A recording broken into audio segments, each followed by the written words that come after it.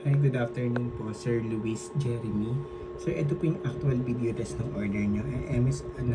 MSI GeForce GTX 1050 Ti 4GB GDDR5 OCBY po yung version niya, dual fans.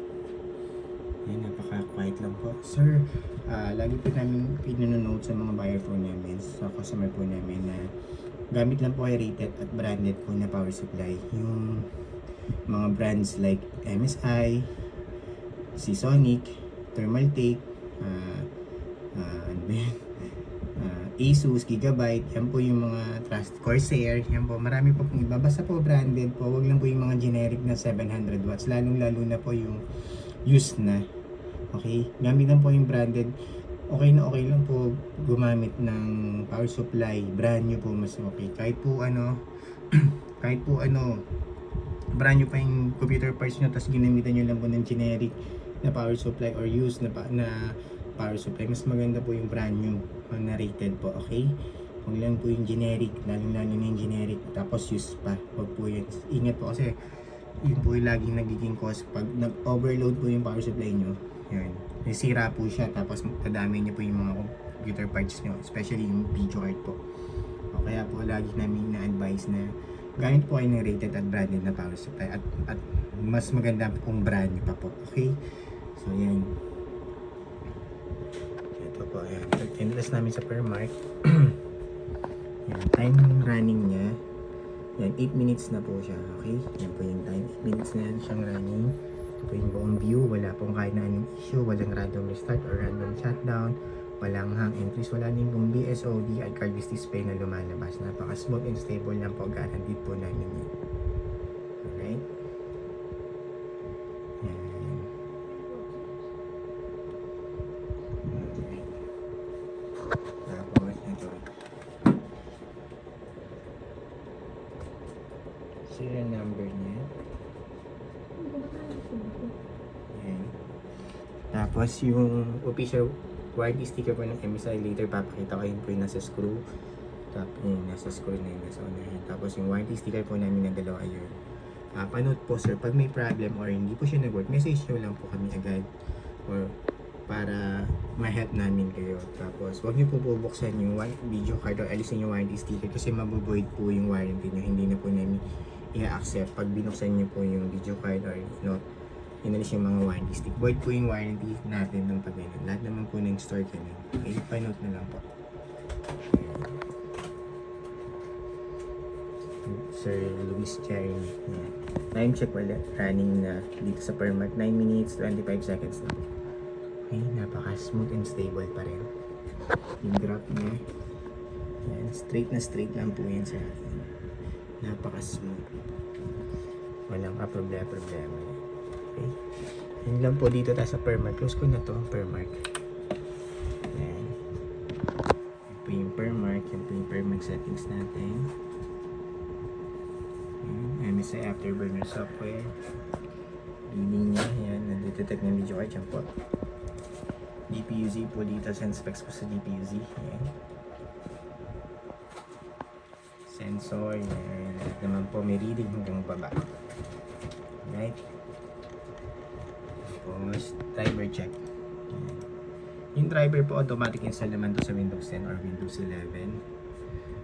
Kung sakali niya hindi po siya automatic install, download nyo lang sa NVIDIA website yung driver niya and manual install nyo po. So, wala pong difference yung mag-manual install at saka mag-automatic install. Importante po, mag-install yung driver. Kasi pag hindi nag-install yung driver, maglalag kayo sa gaming or sira yung video card pag hindi nag-install yung driver.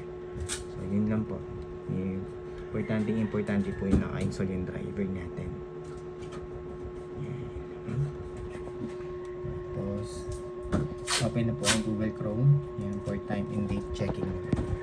Date time before po namin ship out. I-test po muna namin lahat ng orders.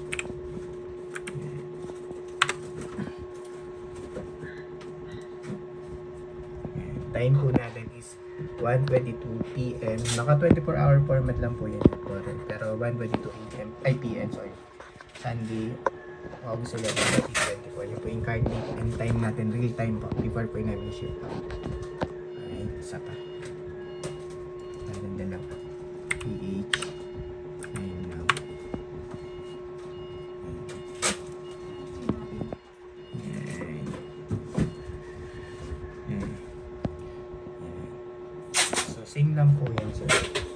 Nagsasale na sila ng time and date. Real time po yan. Sunday, August 11, 2024. Yan, ito yung analog 1:23 PM na po ngayon. Before po namin i-ship out NS na. Okay. Ito po yung website. Kung gusto nyo po i-double check kung legit at kung kaya po bang dayaan niya, pwede nyo po puntahan yung website na yan para ma-double check nyo. Ito din po yung isa. Yan, okay.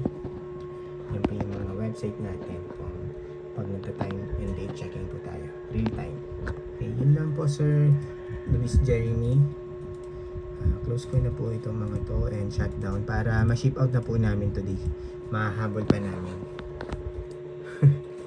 Gamit kasing order. Yan siya na po.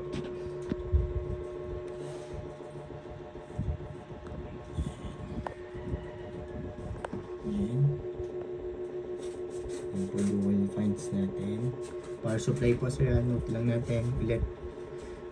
550 watts pataas, rated at branded na power supply lang po gamitin natin. Huwag generic na power supply para hindi po masira yung ano natin, mga computer parts, especially yung video card natin. Okay? Ayan. Pakita ko lang yung serial number.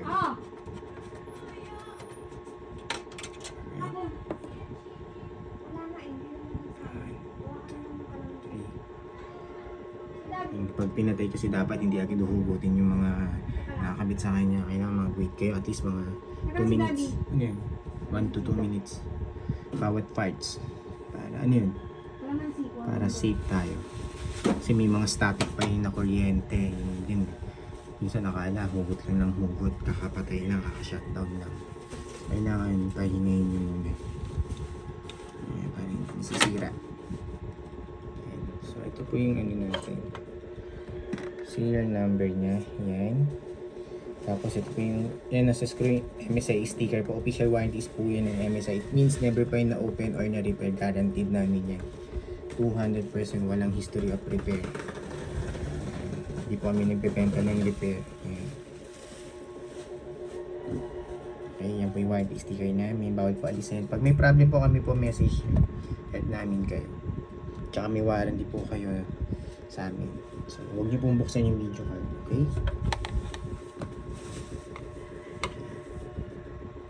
Okay, yun lang po sir. Thank you. Bye.